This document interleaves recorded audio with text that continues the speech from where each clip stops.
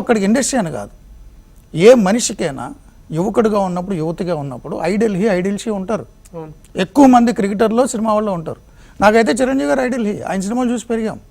Cinema passion నాకు కూడా.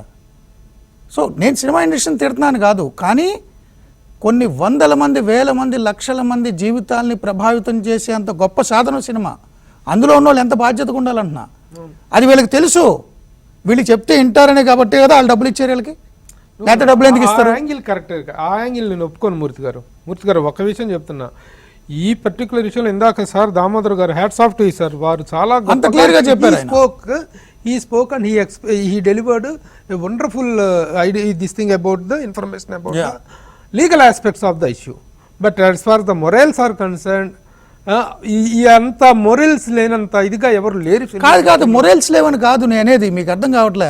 జరుగుతున్న వ్యవహారాల విషయంలో మనం ఏ అడిగేసినా కానీ దీని ప్రభావం లక్షల మీద పడుతుందని చాలా జాగ్రత్తగా ఉంటారు.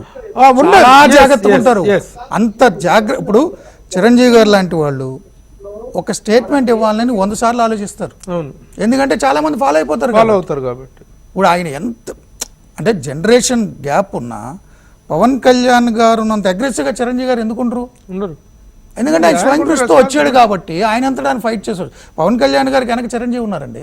చిరంజీవి గారు ఉన్నారు కాబట్టి కదా వాళ్ళు దగ్గర పెట్టుకుని అంత పెద్ద హోదా వచ్చినా కానీ పొలైట్గా ఉండి ఏమవుతుందో, నేను స్టేట్మెంట్ ఇచ్చేయంటే ఎక్కడికి వెళ్తుందో అని ఆలోచించాలి కదా.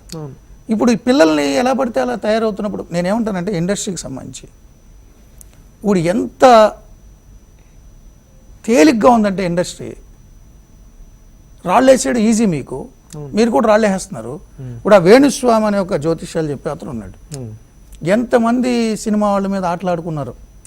ఆ నాగ చైతన్య శోభిత పాపం ఎంగేజ్మెంట్ అయితే వీళ్ళు ఇడిపోతారని చెప్పారు. అదే పెద్ద ఇష్యూ అయింది నాతోటే. ఇకపై అలాంటి జాతకాలు పెళ్లి కూతురు ఇప్పుడు నేను 5 కోట్లు అడిగానని నా మీద ఆరోపణ చేశారు. ఆత్మహత్య తప్ప వాళ్ళకి శరణ్యం దిక్కు లేదట. భార్యాభర్తలు ఇద్దరు మేము చచ్చిపోతాం, 5 కోట్లు అడిగాడు అన్నారు. ఆధారాలు చూపించమన్నా. వాళ్ళు ఏదో ఒక ఆడియో క్రియేట్ చేశారు. ఆడియోలో ఉన్న ఇద్దరు నన్ను బతిమాలారు. సార్ మాతో అనవసరంగా మాట్లాడిచ్చారు సార్, మేము కాదని. అలాంటి అతనికి ఎప్పటికీ చెప్పని నా దగ్గర ఒక ఆడియో ఎవరు సపోర్ట్ చేశారు అతనికి చెప్పండి మీరు.